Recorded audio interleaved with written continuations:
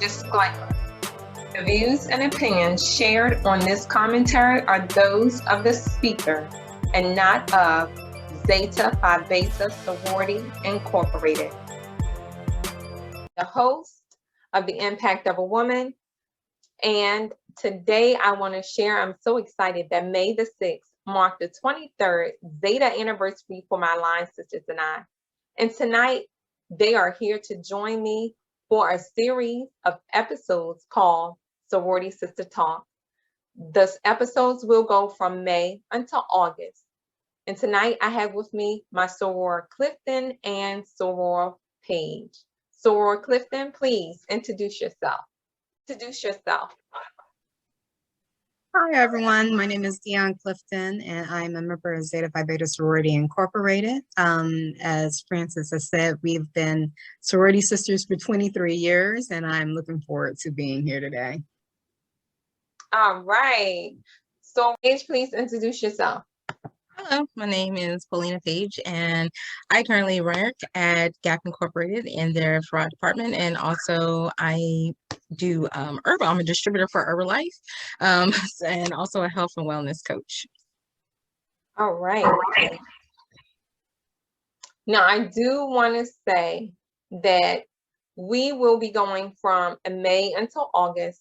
If you have anything that you would like for us to discuss, please drop it in the comment box below. And don't forget to subscribe, rate, and comment.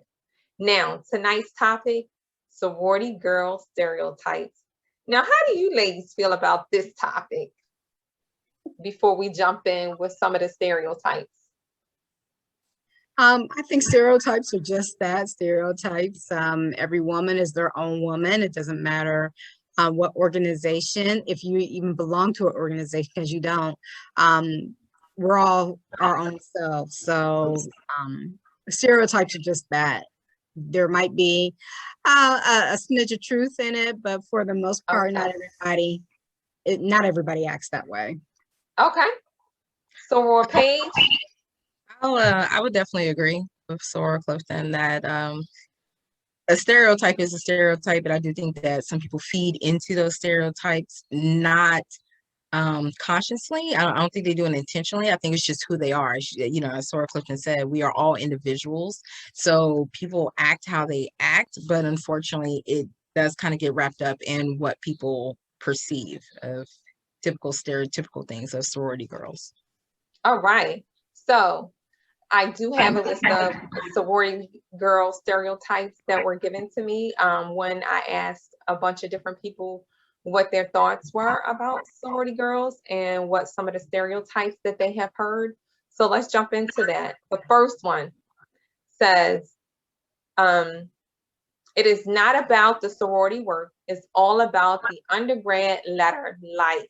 So how do you feel about that? Because both of you ladies came through the sorority in the undergrad. So how does that work for you, Soror Clifton? Oh, I have to totally disagree with that. We did work, you know, it was about us belonging to an organization and everything, but we were able to put the work in that we did that. And not everybody comes through an undergrad. I'm a third generation Zeta, and both my mom and my grandmother went graduate, and the amount of work that they did when they were active was phenomenal. So it's not just about getting letters, it's about what you can do for your organization, what you can do for your community around you, and for other women. So I totally disagree with that. All right, Soror Paige, let's hear from you. So I agree with Soror Clifton. I do. Like I said, I think it's all about the individual, because some people do walk undergrad because they want them letters, you know. Some people don't want to do the work. Let's just be quite honest. Some people don't want to put in the work, but they want that notoriety of, oh, I'm part of this organization. But I do agree with Soror Clifton that it takes work, and it has to be in the individual to want to do that work. So whether it's grad or undergrad, I'm not like Sora Clifton. I am the only only sorority member in my family. So I did put that work in because that's what was instilled in me, and that was from family, and just understanding that it's just not about wearing a letter, it's about what you're going to give to the letter. And I think some people forget that. So. All right. Well, I am with you guys. I do believe in working for your letters. However, we did party. We had a good time, right? So let's tell the truth and shame the devil. We did have a good time. And I do feel a sense of pride when I put on my letters and get dressed. And so I do want to share that while you do get to party some, it's not all about the party. And my line sisters are correct that you do have to put the work in. And once you graduate, it does not stop there. You continue to go on to the grad chapter, the work continues. And some occasions may arise where you may be able to step, party walk, and do different things. I want to bring attention to, we did participate in a Macy's Day Parade. Some of those sorors that participate were from grad chapters. So those occasions do arise. However, it's always a good time when we're together, whether it's work or whether it's party. Would you ladies agree? Oh, definitely. Definitely. We had a good time. Yes, we did. We had a great time. And I don't discount that, never discount that. You don't join something because you're not going to get enjoyment out of it. And Right. I enjoy my organization. I enjoy my sisters, and whether it's through our undergrad chapter, through our graduate chapter, or even other sorors that aren't, even around, but we become acquainted, and we're all sisters. And so I enjoy this. I never say get into an organization that you're not going to have a good time and you're not going to enjoy yourself. All right. So the next stereotype is all sorority girls are bougie. They are appearance conscious and materialistic. All right. Soror Paige, let me hear your thoughts. That we're bougie? Yes. Well, I'm not gonna lie. I am bougie. I'm bougie. I'm not gonna lie. Okay.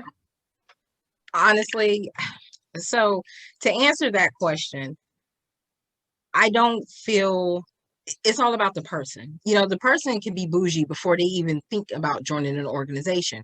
Now, I will say that some organizations have been characterized by or put in a category because of their bouginess, and it seems like they only invite bougie females into it. But no, I don't. I mean, no.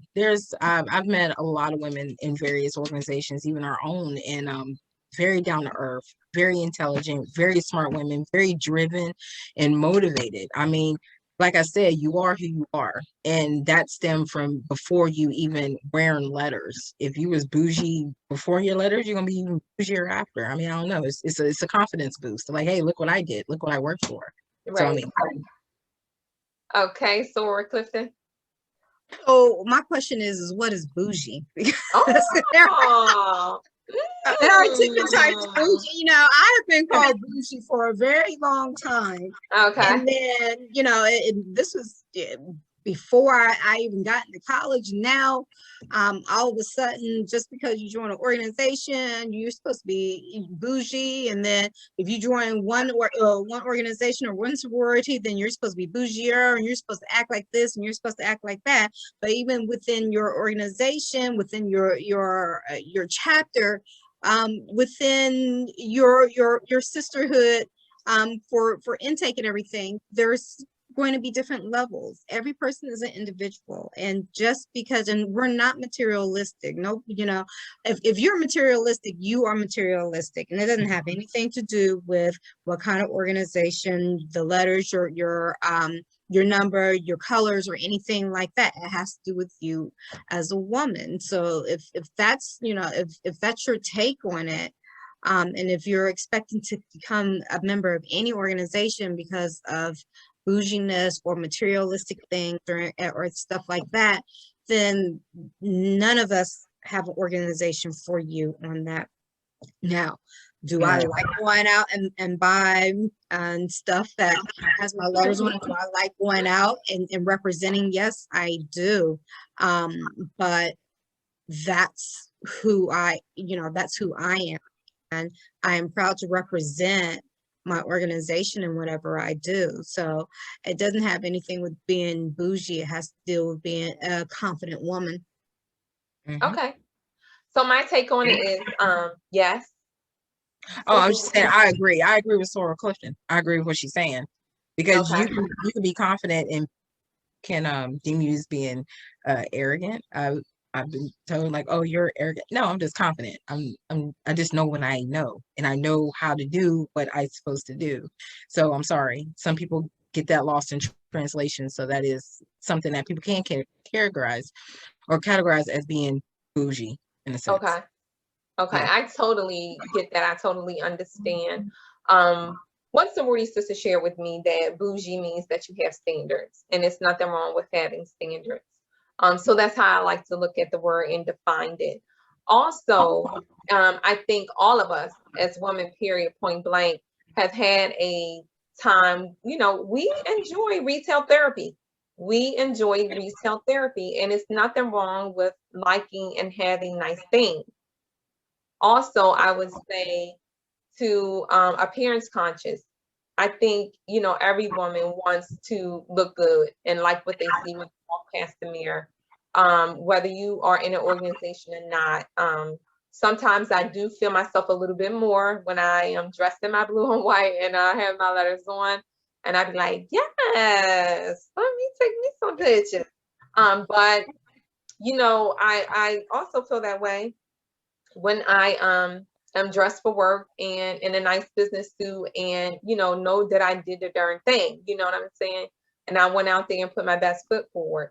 And I like to say, when I'm feeling confident in accomplishing things, I feel like I'm doing it for all women of color, not just for me. It's like, today I'm feeling on top of the world, and yes, I'm taking my sisters with me, so I do want to share that. So the next topic is, what sorority is considered the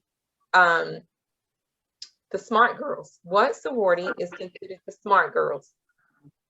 Well, since you have to have a college, you have to be in college or have a college education, a bachelor's degree at minimum, all of us are considered the smart girls. We're all about, All right. we're all about getting our education. We're all about helping those all around us. So,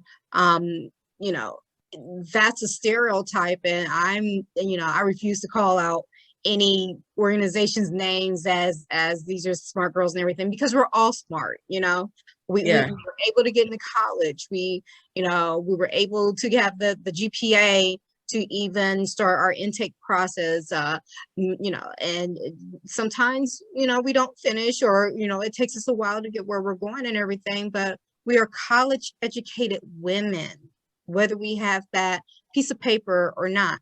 We are all college educated women. And if we're able to get into college, then we're smart. All of us are smart. So, Sorry, you said it best. You said it best. There's nothing else to say. Drop the mic. You said it best. Right? Drop the mic. That's right there. Okay. Yeah. So I do want to ask, the next stereotype is, what sorority is considered the dark-skinned sorority girls? So I want to answer that. I do want to go ahead, because colorism has plagued our community for a very long time. Yes. And I do want to say that thank God that over the years, those things no longer apply when joining a sorority. And so we have all shades in every sorority. And for that, I am grateful. We have all shades in every sorority. So no sorority. So I hope whoever is listening, and I also shared this with the person who shared it with me, that the paper bag test is no longer being utilized. And, while it was a thing of the past and it may have been true, we never experienced it. So we cannot speak to that. And across all sororities, we have all shades. Yeah. So do y'all have anything to add to that? No, not necessarily. I mean, for that person to ask that question, obviously it's been something across the board that has been, noticed. And you're right, it is a lot of colorism in the world, and a lot of now the organizations are more diverse. It's not that old school mentality way of thinking. And I'll just say it because it's true. That question holds truth. It holds validity because at one point in time, you really didn't see our beautiful melanated sisters in certain groups, shall I say. Okay. But it has definitely changed, and it is diverse. All right. Okay. But yeah, drop the mic. Everything you said was all right. So the next stereotype, it says that sorority sisters share the same men while they were in college. What do y'all have to say about that? No. No. Because the guys y'all were interested in, I was not interested in. And the guys I was interested in, y'all was not interested in. So that is, no. That doesn't happen at all. And again, there are, and this is the thing, is that there are going to be certain men who gravitate towards women in a certain demographic. They're going to gravitate towards men to women who are in certain organizations because they do hear the stereotypes and everything, and they're thinking, oh, well, I can get with them because they're like this, and this, not knowing or not interested in the fact that we are all individuals. And right. So one thing that I like that when we came over, there's 7 of us, Yes. There are 7 of us, and if Soror Polkson hasn't mentioned it earlier, and we are all different. We are. None of us were interested in the same type of men. So we didn't have that, we all share the same men and everything like this. I'm like, no, he don't do nothing for me at all. The same way. I don't even know why you like him, or what's going on over here and everything like that. So no, that is it's not even a stereotype. It's I don't know what that is, but the question should be asked to men. It shouldn't be asked to women. Okay. So Soror Paige, what do you have to say about that? That sorority sisters share men. I don't think knowingly we share men, and I don't know any of us that has. I think it's the man. The men go after the women. It's up to her if she want to give up her cookies or not, and knowing that he is involved with one of her sisters. You know what I'm saying? So that goes to the extent of the morals and values of those 2 individuals that are deciding to tangle. So if anything, as sorority sisters, we're trying to protect our sisters from not dealing with those type of gentleman callers that try to come strolling along like, oh, you're this, you're that. No, girl, you like, block them, block the hate. We consider haters in a sense, because we like, hey, this is my sister. I'm not going to just take advantage of her, especially when I know you are not up to her caliber or what she should be talking to. So, but I will say that it's a valid stereotype. I mean, I don't agree with Soror Clifton, but I will say that is a valid thing, because we have some young ladies that when it comes to their morals and values, we don't know where they went to sometimes, and they don't care. So I'll just say that. Okay. Okay. So the next stereotype that comes up is, what sorority is known to have the fat girls? Well, I was a fat girl, so I ain't gonna say it. It's me. I was a victim. Tell you something, lost a lot of weight and stuff. But yes, you have. But And I'm working on it. But you know, again, it's the same thing with the colorism. You know, Mhm. each woman is individual. Each person's body is their own body. You know, you have what you have. You know, and one thing is that when we were in undergrad, well, we was known for the chicken sales. So, you know, we could fry some chicken up and sell some chicken as fundraisers. So, you know, if you're looking for food, then you come on over here because we got it. And we was, you know, those chicken wings was good. I ain't even gonna lie, they was good. There's nothing wrong with that. So let me share. I have two encounters with this stereotype concerning our sorority.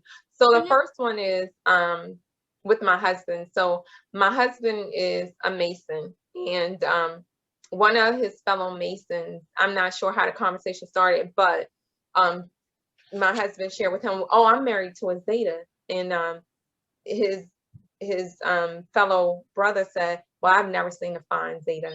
And my husband said, well, you've never seen my wife. And I was like, I know that's right. He ain't never seen your wife. Come on through. So so we were at a Mason event at one of the halls, and you know, his brother family was able to meet me, and he was like, oh wow, you're right. She does not look like the stereotype attached to the Zetas. Another story I had to share, it was myself and one of our line sisters. It was homecoming, and we were walking across campus, and we had on our letters, our Perry or whatever, and a gentleman, I'm not sure what year he graduated, but he was also alumni, and he said to us, he said, wow, I've never seen any Zetas that look like y'all before. And without missing a beat, I couldn't even answer or respond fast enough. I also was saying, oh, where we come from, we all look like this. And I'm telling you, from that day to this day, I have never forgotten it. And I do want to share that, you know, as we age, you know, and things like that, and how we choose to take care of ourselves, you know, different things come into play. We may gain weight, you know, and, you know, we may lose weight and different things like that. And it is totally up to us to deal with our health and wellness and our outer appearance. So, you know, even small women have body image issues sometimes. So I want to say that across the board, along with the colorism, that we have women in all shapes, sizes, and colors across the board in the different sororities. And see, that's what I was going to say. It goes back to the whole colorism, the whole I mean, these stereotypes are out here because unfortunately we've had closed-minded people, I feel, that didn't care about, oh, if you're darker, it's like, oh, if you was light skinned, you was popping. If you're dark skinned, you're not so much. And it goes, they just put us in them categories.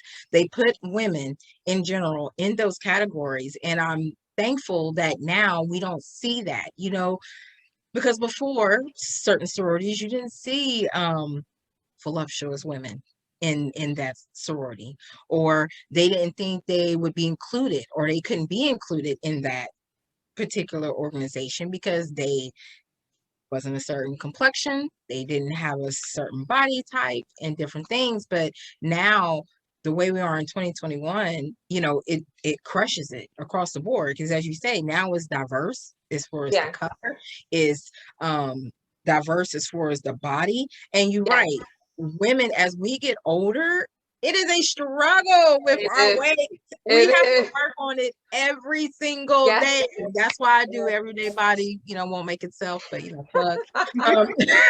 You know, because we have to arrive mentally to say this is what we're going to do, and you know, just take control of our health. But those stereotypes have been around for so long, and it's sad that we're even having to address them, that this is what people ask. Because if people do their research and they go and look at the different organizations, they will see we have Asian sisters, we have white sisters, we have Hispanic sisters, we have Middle Eastern. I'll say Middle Eastern because it kind of just the umbrella that the ladies fall under. You know what I'm saying? I mean, we are beautiful. And it's not even just in our organization, it's all across the board. And it makes me so happy to see that, because I'm like, finally, a child can look up and say, wow, I see myself there. Yes. That reflection, and they be like, I want to be that, no matter if they short, tall, big, small, light, dark, whatever, fair skinned, they know that they can be included. And it makes me so happy. But it's sad because we still have to address these stereotypical things because we still have closed-minded people. I just say that. Sorry. I felt and I think that is so true that you share that, young ladies coming up across the board, across the umbrella, can look up and see themselves reflected in all of the organizations. One of the things that I felt really prideful about is when Kamala was running for office. The stroll to the poll, and just so many, clip arts that came out, and how we united across the board to help, the sorors and sisters from, HBCUs of color, and our sorority soror sisters, of the organizations reach the platform and office that they needed to, with all of our help. And so I thought that was really amazing. So, Clifton, you had something you wanted to share? Well, I was just going to say, with that, we fell under the umbrella of Greekdom. And it wasn't about an individual organization. It was about us as women of color coming together to support another one of our sisters. It didn't matter that she was in a different organization, but we all fall under that National Panhellenic Council. We all fell under that umbrella that we crossed these sands, as the old time saying, and that we are bound together through these individual organizations that bring us together as a whole. And to see that we all supported one woman in an organization that some people like to see us fight against. They want to put these stereotypes, and Kamala falls under a lot of stereotypes. Just by herself. But the fact that all these women in these organizations came together to support her and lift her up, and I was on, well, where the party gonna be when she became vice president? Where the party gonna be? Who's hosting? Y'all need any help with the hosting? Yes. Okay. How are we going to celebrate our sister becoming the first woman of color as vice president of these here in the United States? I was so filled with pride and admiration, and just I was so filled with it, and very, very happy to see her take that position. And my husband joined me in working the polls here in PA, to make sure that people in our area was registered to vote, and that they could vote by absentee ballot, or if they wanted to vote in person, that it was no obstacles that they could not handle. And I'm so thankful for him walking beside me to do that. And I, whatever it is that I'm trying to do, sometimes I, bite off more than I can chew. And then I'm like, here, Kawhi, you got to help me with this. I need you to help me with this. I need this done, and while he is a planner more so than I, and keeps time better than I, he'll jump in and he'll let me know right up front what it is he can do and what it is he's unable to do. So I'm very appreciative and happy that he's able to do that. And I was able to take an amazing picture of me holding up a sign in my Zeta shirt, saying, come here and register to vote. And speaking of that, on May 18th here in PA is when we vote. And this time we're not voting for the president of the United States, but we are voting for our representatives, who will represent our state for us, and also for the judges. So you never know, when you're going to need a judge until you're sitting in front of one. And I do have a sister, a track mom, a sister in Christ, who's running for a judge position. here in Montgomery County. So I do hope everybody get out and vote, you know, and to just look at all the things that's currently taking place in Georgia. Yeah, so, you know, don't take it lightly when you have the opportunity to vote. Right. So, okay, so the next stereotype is that all sorority girls have issues and they join a sorority to help them with those issues. What do you have to say about that, Soror Page? We had issues. Yes. Okay, so I guess if you say issues, some young ladies do join organizations because maybe they don't feel they have friends. So they will join an organization, so then they will feel a part of something in the grander scheme of things. Some struggle with self-confidence, self-esteem issues, and they feel like, well, if I'm part of this group, it can boost them in a sense to feel like, okay, I am somebody in a sense. So yeah, I will say it, but that all goes back to the individual and their home structure and just things that they've been involved in, you know. So yeah, I mean, I'll agree with that. I mean, I ain't gonna say stereotype, but I will say that some people do join organizations to escape some of their reality that they do not want to face. And they might feel that being part of a group, they can face it together. They can get that support that maybe they're not able to go and talk to their mom or talk to their dad or talk to somebody about some of their personal issues they have. And they feel like, well, if I don't have friends, if I join this organization, they're supposed to be my sisters and they're really going to listen to me and help me through stuff. So I really don't feel like that's a stereotypical thing. That's a mental issue. That's mental illness issue that they could have. And yeah, they will join. So I don't see that being stereotypical. I just see that being a person crying for help and they just want to feel apart sometimes. So okay. Soror Clifton. So I have to disagree a little bit for what Soror Page says, and my thing is that why would you join any kind of organization that is not going to uplift you? So if you want to say that, you know, women join an organization because they have issues, oh, I'm going to take that. Okay. Because because they feel that they have somebody there who helps support them. And to help bring bring them around to where they need to be in life. I would never want to join any kind of organization where I felt that somebody is going to that somebody's going to ridicule me, that somebody is not going to be after or for my best interest. So if you want to call it a stereotype, it's a positive one right there. Okay.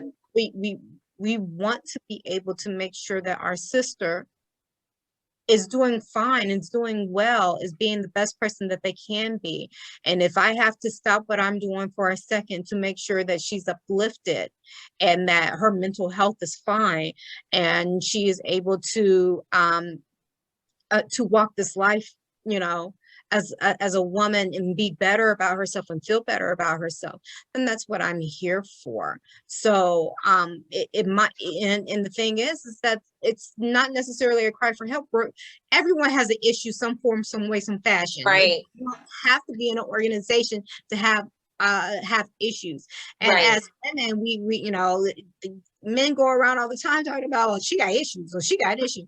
You don't know if I'm part of a sorority. You don't know if I'm part of any kind of organization. You know, you don't know what I am or who I am or what I belong to. Right. But automatically I got issues because you don't like what I say. You went low, D. Oh, there you go. But yeah, you know, all of a sudden I have issues, but you don't know if I belong to an organization or not. So, you know, that's more of a fact that people talking about, well, women have issues, but I'm not going to go someplace where I don't feel that I'm going to have support and I'm not going to be uplifted.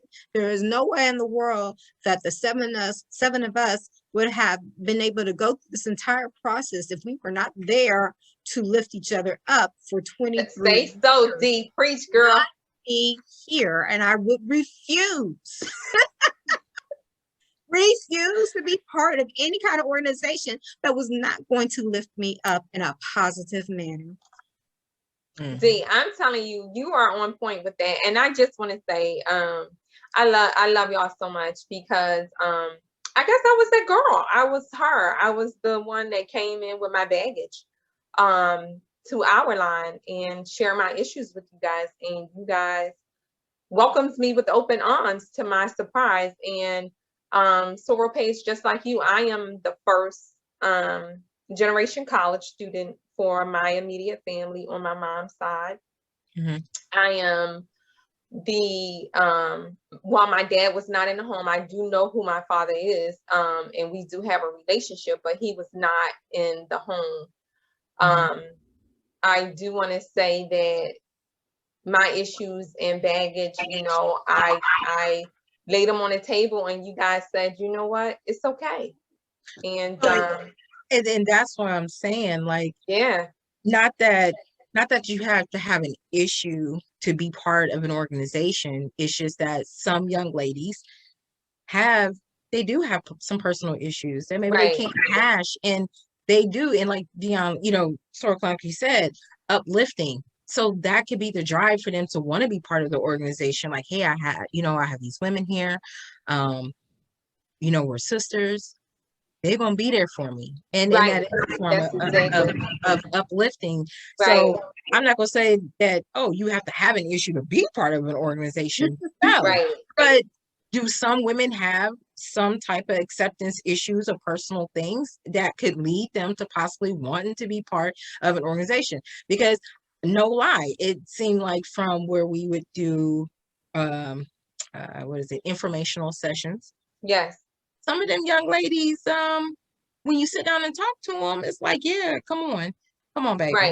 Come on. You know what I'm saying? Let's do this, because they need that guidance. You know, they might need that guidance because there's some things that our parents didn't say to us that they should have that will help us, manage our emotions and manage things that we're going through as individuals. And we have that. I mean, we all come from families, but maybe our parents didn't talk to us in that facet. So we needed a group of young ladies to lean on, be a part of, where we feel like, I can tell you my deepest, darkest secret. Tell you my issue. Maybe you can help me. Maybe you can give me a different viewpoint. And you know, so that's what I'm saying. Like, I totally agree with you, Soror Clifton. I do, but I don't see it as being a stereotypical. I mean, it happens.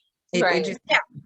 So I am, you know, I am grateful and thankful.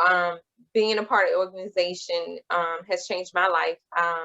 With the encouragement and the support and the love that I have always received from you guys from day one, to just saying yes to me. I love that. I appreciate that. And because I remember, listen, counseling works. Counseling is the real deal. It works. You know, this is Mental Health Month, and I'm all in support of counseling. I'm all in support of affirmation statements. I'm all in support of, you know, women uplifting women. And this certainly changed the story of my life. So I am forever grateful for it.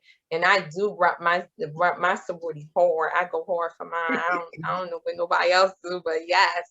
And it's all because of you. You ladies were, you know, phenomenal and amazing and very encouraging and supportive. You know, even down to the. One thing I want to say is that, you know, you might have said that, you know, you came in with all the baggage and everything, but when it was time for us to get the work done, for us to do whatever it was that we had to do, you know, though you stated that you had baggage, you were the first one to step up and say, okay, we got this, we can do this, you know, let's get this together, let's show who we are. We are women, we are upstanding, we are intelligent, and you went for, and you made us, you know, the group that we are.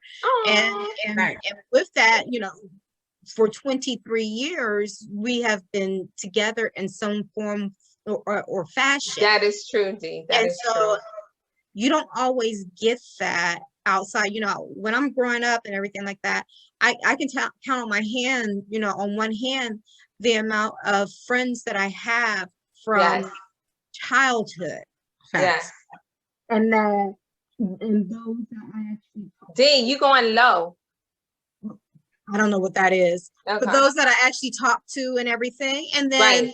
I have you guys, Yes. and so for 23 years, we have been, you guys have been my sisters, my family, my friends and stuff like that. So, Yes. it does not matter. It's all in what you make it. And like I said, you don't never want to be part of something that is not going to be uplifting for you. Mhm. Yes, that is so true. That is so true. So let's jump into the next stereotype. So the next stereotype is that all sorority girls come from money. Not this one. Baby, let me tell you something. If we all come from money, I can look. We're not gonna recall. We had to get some money, and let me tell you something. I was ready to drop it like it's hot. Like, we're gonna do what we gotta do. We're not gonna go into what did it consist of, but I'm sure you ladies remember what it was. Yeah, I was like, well, come on, we're gonna do it. What we gotta do? Okay, come on, let's go. You know what I'm saying? So yeah, no, if we came from money, we wouldn't have, well, not us personally, but just as a collective group, we wouldn't have chicken sales, bake sales, raffles, and everything. Because if we came from money, what? Right. We gotta sell us what? Cook a what? Right. Cook chicken? No, call daddy. I need you to cut Right. this check. So no. Yes. We having a silent auction fundraiser here. Take this flyer and give me Exactly. Yes. So Right. that is, and I won't put it past that. There are some affluent women in organizations, and more power to them. right. Just like it is more power to any woman who, no matter what your financial situation is able to become part of a sisterhood. Right. That again is going to uplift them. No, we don't all come from money. We all have different backgrounds, because I think I had, again, the one background that, my grandmother had a master's degree, and not all of us could say that. My grandparents went to college, or my grandmother went to college and everything. Both my parents were professionals, and then I'm coming in and everything like that. So I had a different kind of educational upbringing than you did, Soror and everything like that. With you being the first, no, I'm actually the third generation. Right. And so all of our backgrounds are different. So we weren't affluent. All of us came from working homes. Yes, that It is didn't true. matter if it was one or two parents. We all came from working. My parents were teachers. Ain't no money in teach. And I will totally agree. My father is a retired teacher. My mother, she's a retired registered nurse. So, they had money. Now me, I worked at McDonald's. What's that? You know what I'm saying? That's where the check came from. And I was a hustler on top of it. I had a hustler mentality. So, for the organizations that do have young ladies that come from prominent backgrounds that, where they're able to just be financiers and got money like that, great kudos to you. But right. A lot of us are hustlers and we work, 2-parent home, single parent home, like Sora Clifton said. We have to, whatever we have to do, we're going to get it done for our organization. Point blank, period. Yeah. Yes. It doesn't matter. No, I don't think it does, because I think. Who asked that question? Right. So someone who thought I had some money. It's like, and the money that we got, we all work hard for, Yes. We work hard for the money that we got. And if you are a soror, if you are, and when I say soror, I'm talking about a sister of any of our organizations, and you are, and you have the money, more power to you. Go ahead and do what you got to do to earn your keep, to earn your living, to earn your livelihood. And there's nothing wrong with that. We have plenty of entrepreneurs out there. We have doctors, we have lawyers, we have millionaires. We all have a different socioeconomic background, and we Yes. are all proud of where we came from and where we are going in life. So, yeah, let's not talk about money. Right. And then when it So, comes down to it, when it comes to our organizations do what they have to do to make sure that we are helping our communities yes. and we are helping the people in there. And it doesn't matter if you have $5 or $500 to give. If you give your Right.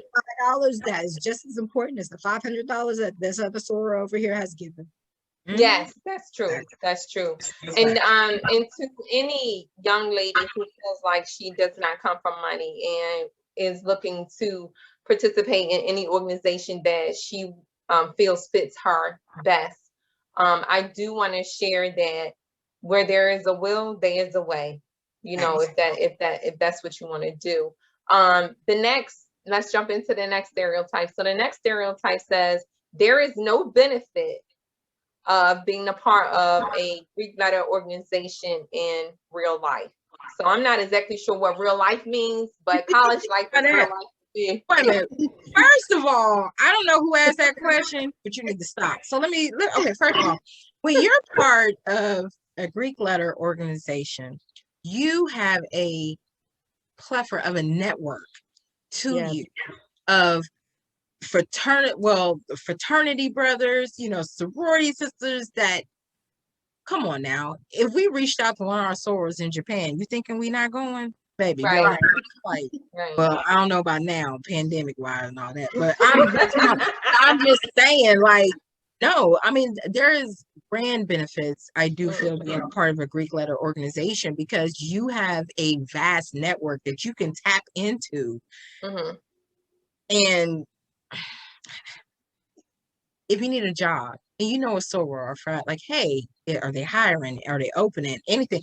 Or if you're having a community service or anything, hey, I need you guys to come. And that's across the different organizations at that, because we are all together, even though we have our own individual organizations we're part of. Right. But no, it's so many benefits. I don't even know who asked that question.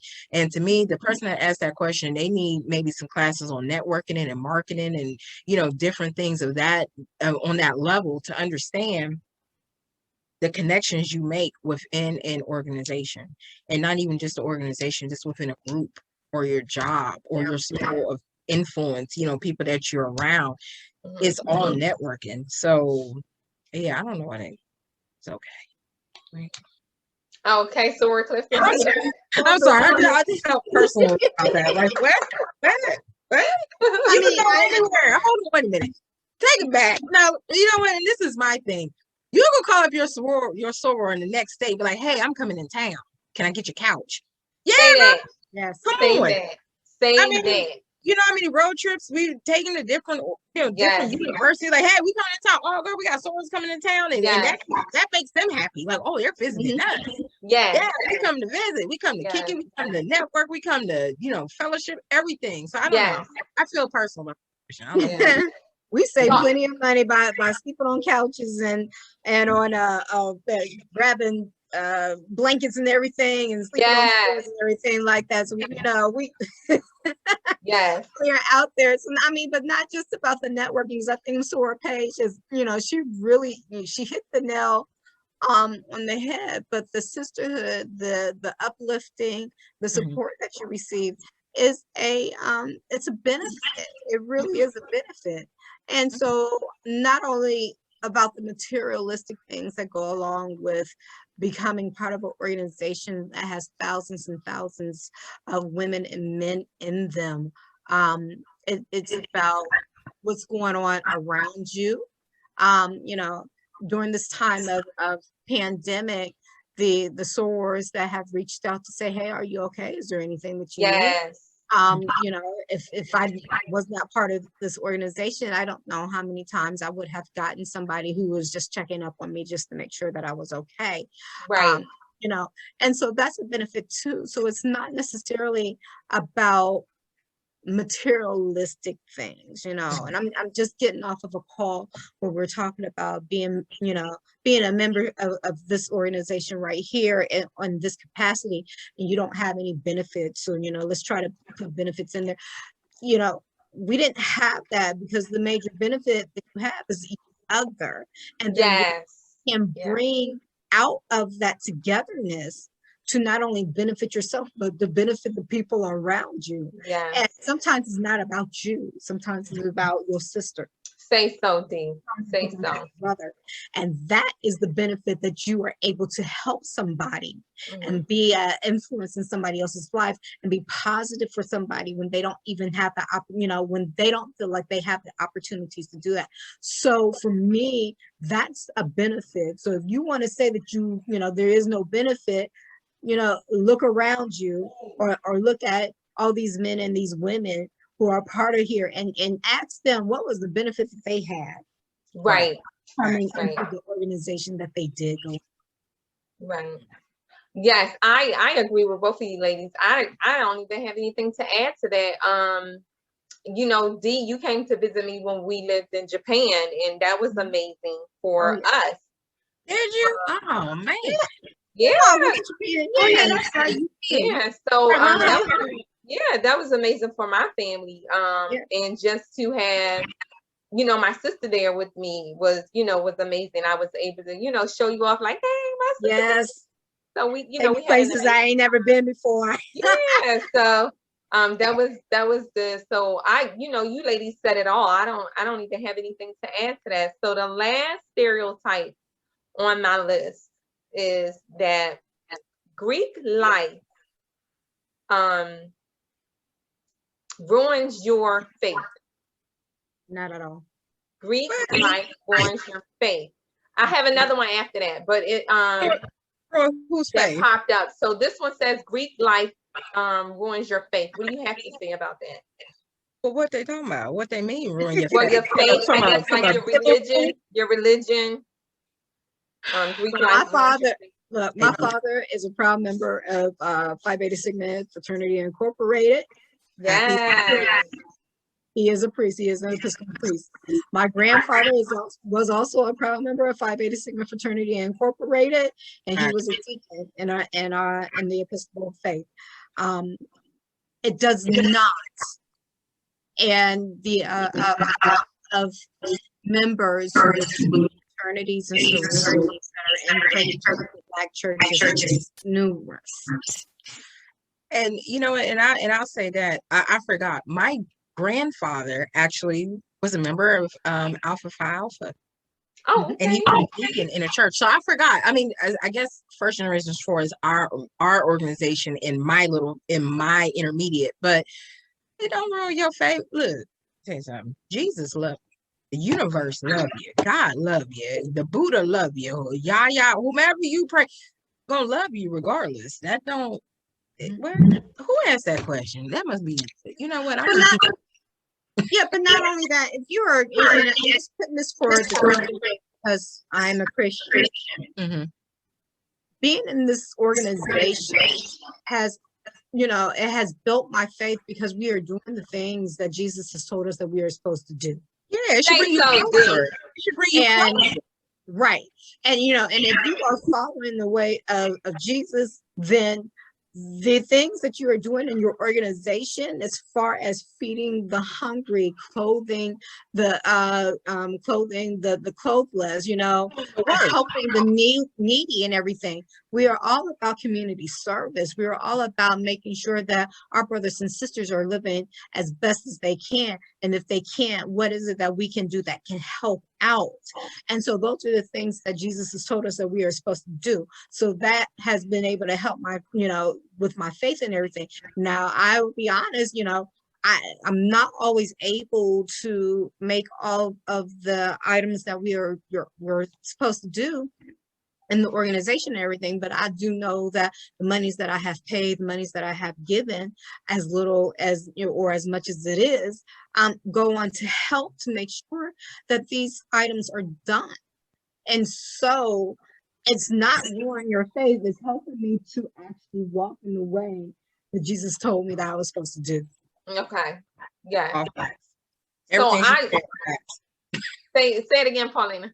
It's all facts. That's Yeah. everything you said. I don't have nothing to say. I mean, I'm just some of these questions. It's really interesting what people are really thinking, and I'm like, it's logical. Like, we have to answer these questions or just even have a discussion, because to me it should just be basic logic and basic sense of common sense of just look at yourself. For the person that's asking the question, look at yourself. What embodies you? What, just because you eat a piece of chicken, does that mean you're losing your faith? I mean, I don't know. Just because you decide to be part, I mean, I'm just saying, just because you decide to be part of an organization, does that mean you're losing your faith? Or, no, you're actually, like, it brings you closer to God.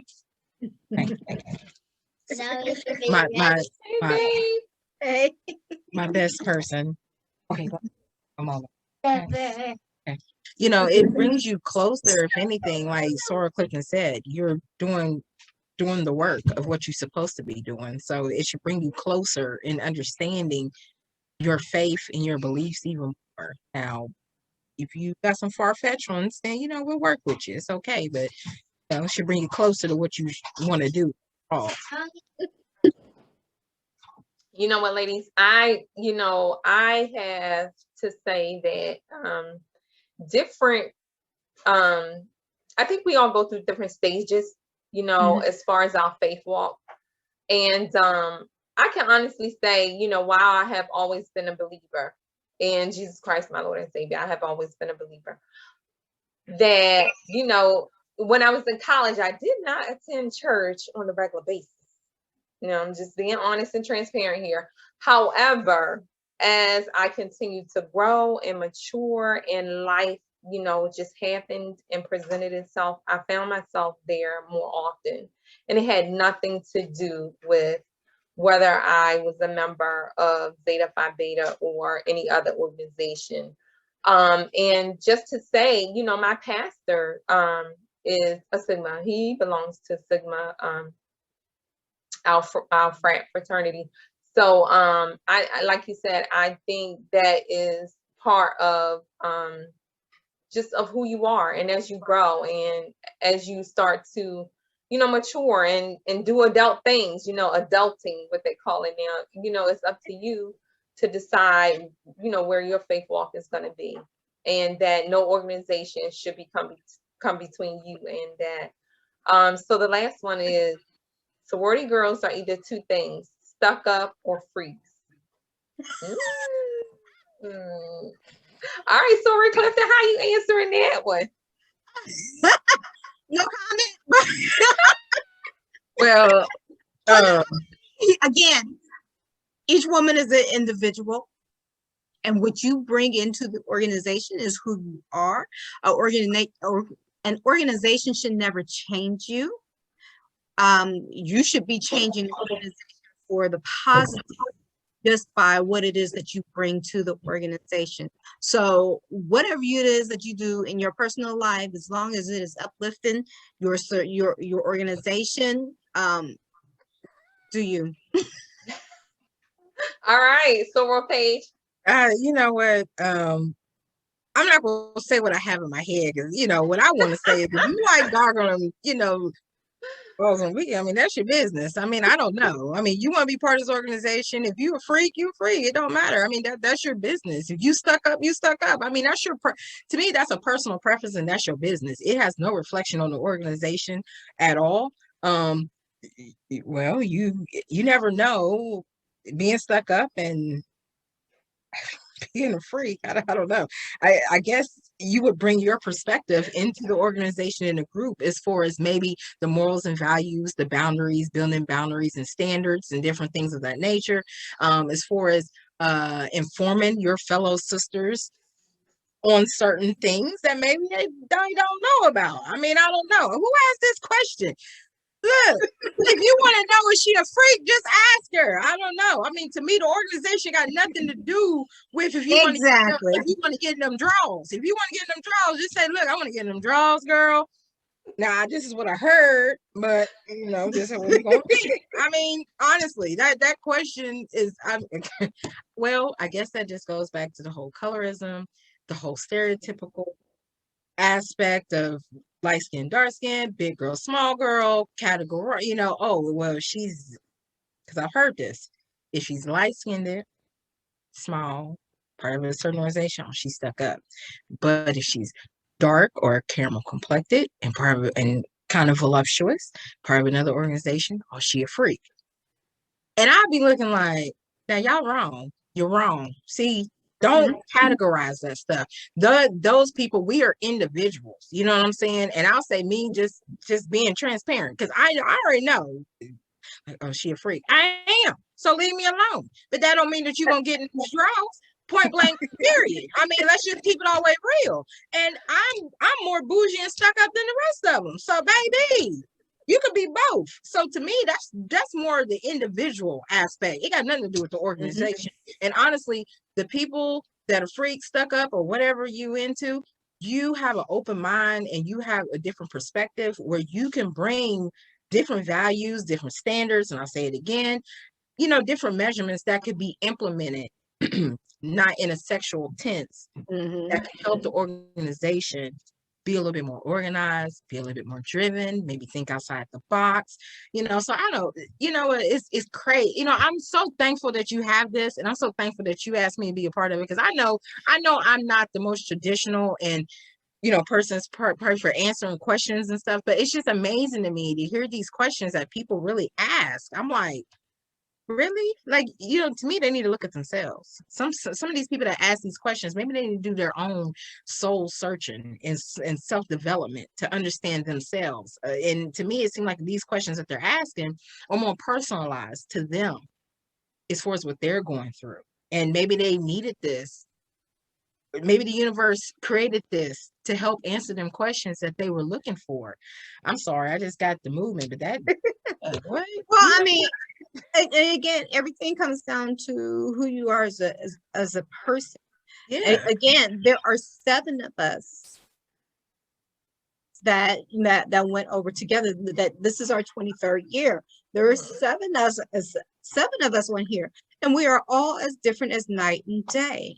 Yes. But we all have a common story, all have a common thread. Right. I could look to Sora page if I need a question on one thing. I could look to Sora Poston if I need a question answered for something else. And then hopefully, I know both of y'all have come to me for, to ask questions, and they're not the same. Right. But, that's who we are. So, and I know. And I and I was one of those that, oh, she's stuck up and everything. I'm like, okay, but I'm not. You just did not take the opportunity to try to get to know me. If you Right.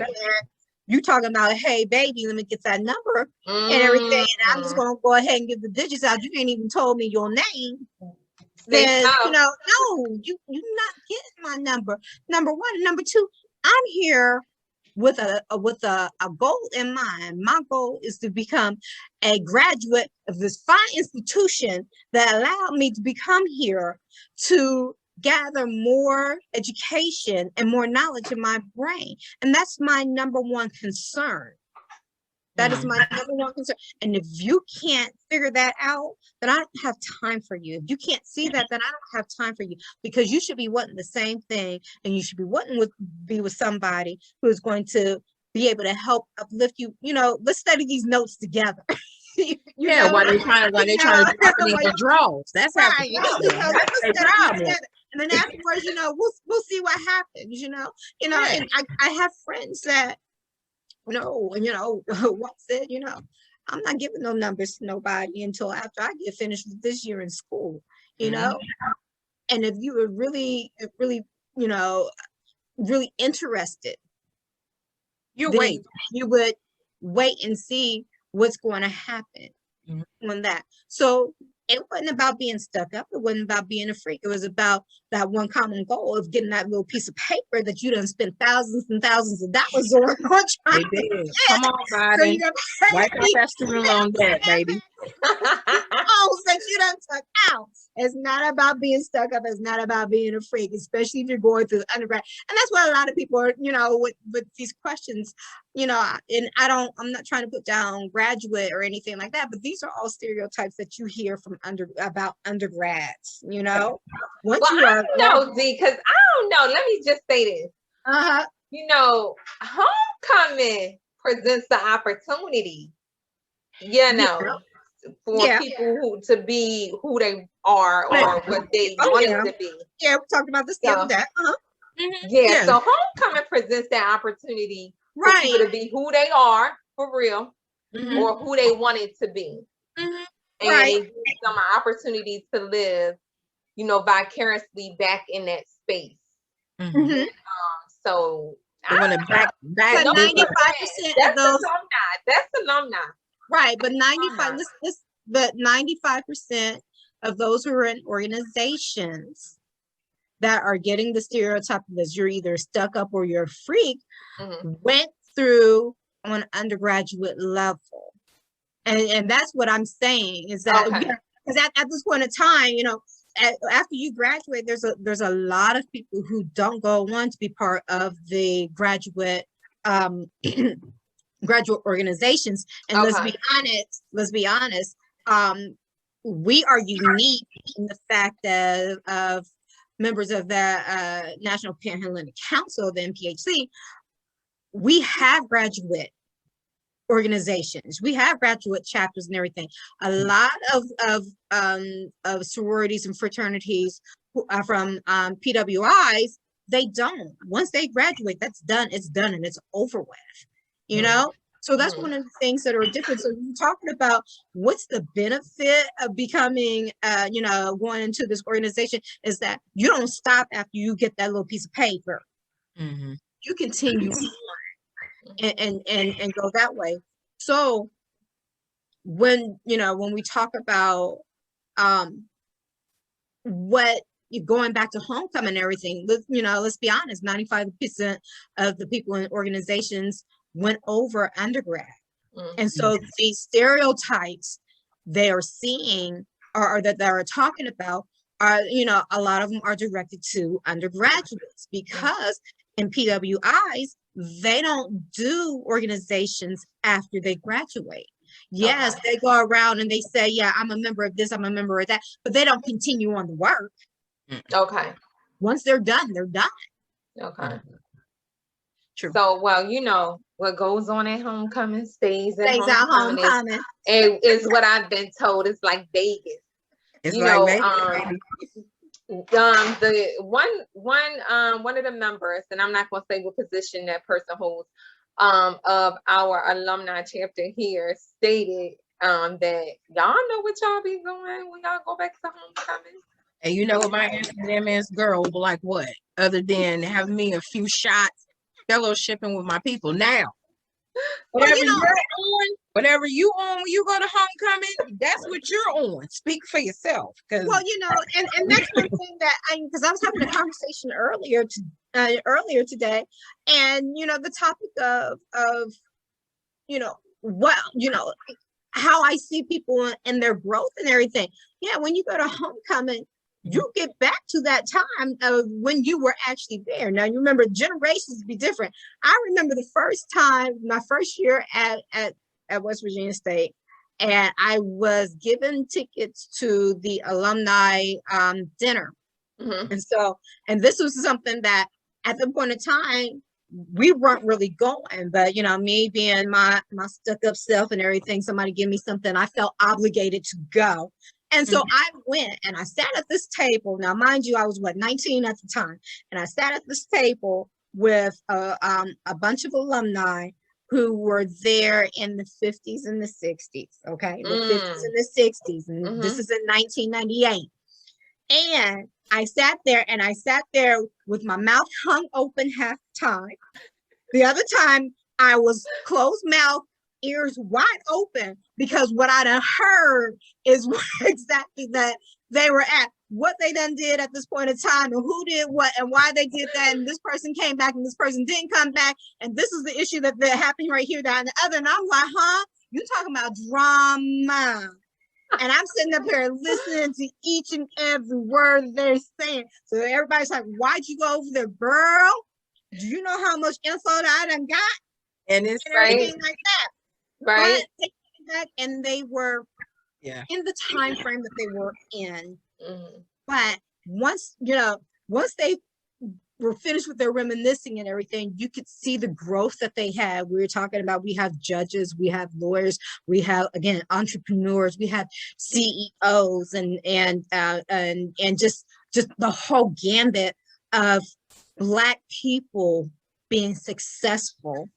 And that was one of the places that you learn about success, is Homecoming, because had it not been for me going back and hearing all the drama and seeing how they have moved forward in in the world and everything, and it was something.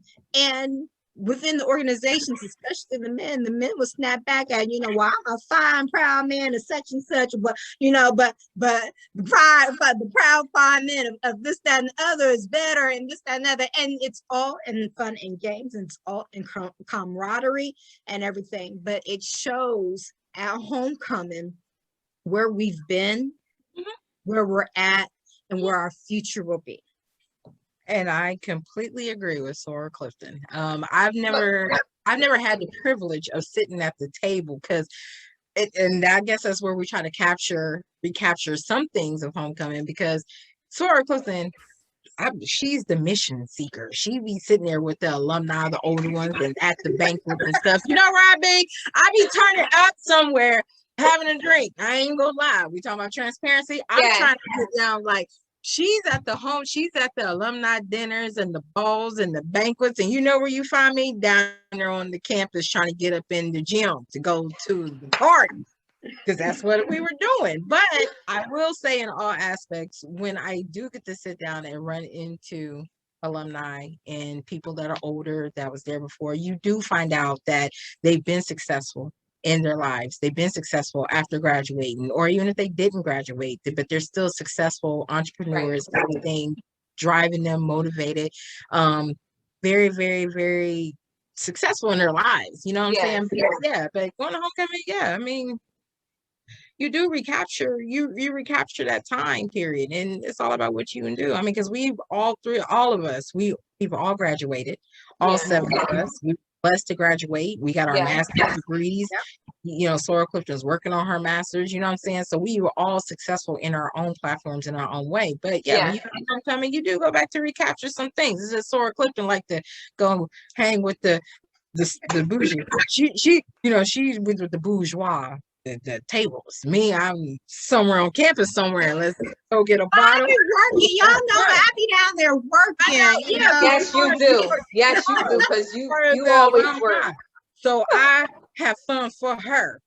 That's right. Somebody got to do it, right, Paulina? Right. It's hard work having fun at Homecoming. It's so hard work. It is. After that third bottle, baby, you pulling out your purse. Let me tell you something. He's going to take it.